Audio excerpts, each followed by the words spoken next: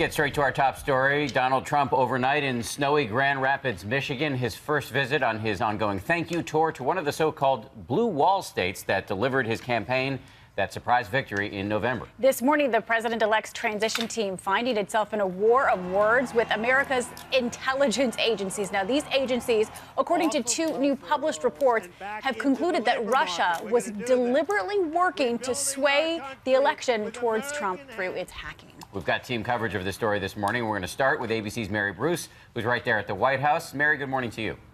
Good morning. Well, for months, the U.S. government has suspected that Russia intentionally interfered with the U.S. presidential election, intentionally hacking into emails from the DNC and those close to Hillary Clinton. But this morning, intelligence agencies have reportedly concluded that Russia intended to do far more than just meddle. This morning, the Washington Post reporting that a secret CIA report found Russia interfered in the U.S. election to help Donald Trump win the White House. Individuals connected to the Russian government reportedly provided WikiLeaks with hacked emails as part of a wider Russian operation to boost Trump and hurt Clinton's chances. Russia, if you're listening, I hope you're able to find the 30,000 emails that are missing. And the New York Times reporting intelligence agencies found Russia also hacked the RNC, but did not release whatever information they gleaned from the Republican networks. Overnight, Trump's transition team was swift to respond, questioning the credibility of the CIA. In a statement saying these are the same people that said Saddam Hussein had weapons of mass destruction. I mean, it could be Russia, but it could also be China. It could also be lots of other people. It also could be somebody sitting on their bed that weighs 400 pounds, okay? You don't know who broke in to DNC. Intelligence agencies ultimately concluded that Russia was behind the hacking, but Trump has repeatedly shrugged it off. U.S. intelligence agencies believe the Russians are behind that leak. Why don't you believe it? I don't know if they're behind it, and I think it's public relations, frankly. Negotiating relations with Russia will be a challenge for Trump's next Secretary of State. Rudy Giuliani, once a top contender, has taken himself out of the running. I saw that he had so many good candidates available. I mean, there was no reason to complicate his life any longer. In a statement, Trump said Giuliani is and continues to be a close personal friend.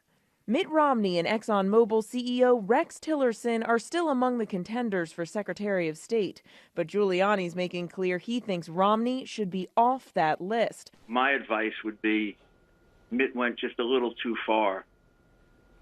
You can make friends and make up, but I would not see him as a candidate for the cabinet.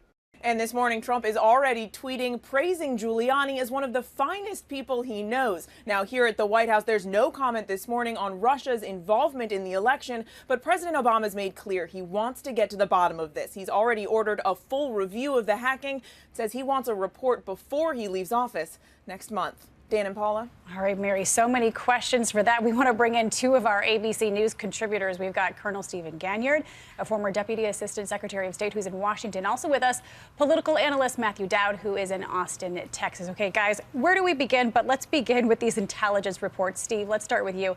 What do you make of these reports that Russia was specifically trying to help Trump? Is this conclusion credible? Paula, I think there's really nothing new in this report that we're seeing. Much of this was put out by the DNI back in October. What is new is that apparently the intelligence community has come to some conclusion here that the Russians were favoring Mr. Trump. So I don't think that there's any doubt that the Russians interfered with U.S. democracy. But the real question is, what did it do and how did it influence the outcome of the election? Matt, what's your take on Trump's response here? He said these are the same people that said Saddam Hussein had weapons of mass destruction. Does he have a point here?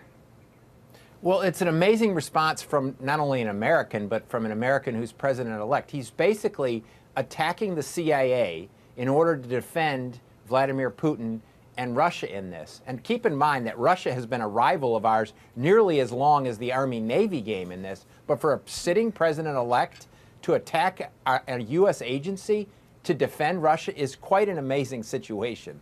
So, Steve, if it's true that the Russians deliberately intervened in this way, what really can the U.S. do about it? Well, in some ways, Paul, the horse is out of the barn. But there are things that they can do. They can go back and using cyber forensics, they can determine if there were particular individuals involved. I think in the past we've seen where the U.S. has actually indicted Chinese hackers by name who have been stealing IP from the United States. So they can do this sort of name and shame. The U.S. also has very sophisticated capabilities in terms of offensive cyber hacking, but that's a big Pandora's box that gets opened. And so apparently the Clinton or the Obama administration knew about this a few months ago and has yet to do anything about it. So the real question is, what does the commander-in-chief think about this now? This is really on his watch. It's a huge Pandora's box, because if you counterattack, there will be responses, and then you're going to have to respond to the responses, and it can spiral out of control very quickly. Matt, though, let me switch subjects just for a second here. While we have you, let's talk about this news that Rudy Giuliani is out of the running for Secretary of State.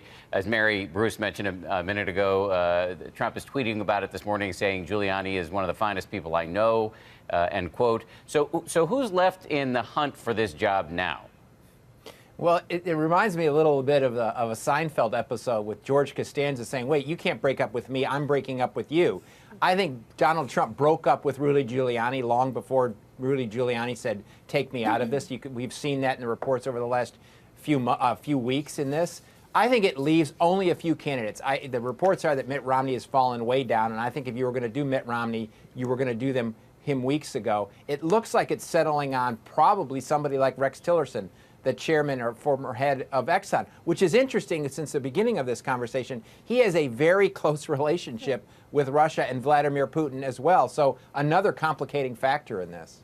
One last question to touch on. You know, we learned this week that Trump's going to stay on as executive producer of Celebrity Apprentice, but Newt Gingrich is now even saying that that's a weird decision. But Trump tweeting this morning, quote, I have nothing to do with The Apprentice except for the fact that I conceived it with Mark Burnett, and have a big stake in it. We'll devote zero time. Matt, is this issue likely to dog him? Yes, this issue and many. I think, Paula, as we've talked, and you and Dan have talked, I don't think the policies are ultimately going to be problematic for Donald Trump. I think it's the potential conflicts of interest that continue to surround Donald Trump. And this is another one. He is going to get a monthly check from NBC and The Apprentice while he is president of the United States. That's going to present a series of issues that he's going to have to deal with in the course of his presidency. Matthew Dowd and Colonel Steve Ganyard, our thanks to both of you this morning.